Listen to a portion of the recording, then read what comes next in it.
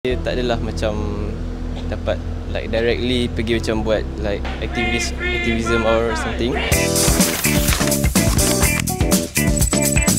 Bagaimanakah anda menunjukkan sokongan anda terhadap Palestin? So, my action to show that saya tak adalah macam dapat like directly pergi macam buat like activism or something.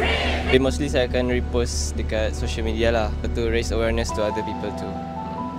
Kalau boleh kita elakkan menggunakan barang-barang yang daripada Israel masuk sini, kita boikot semua.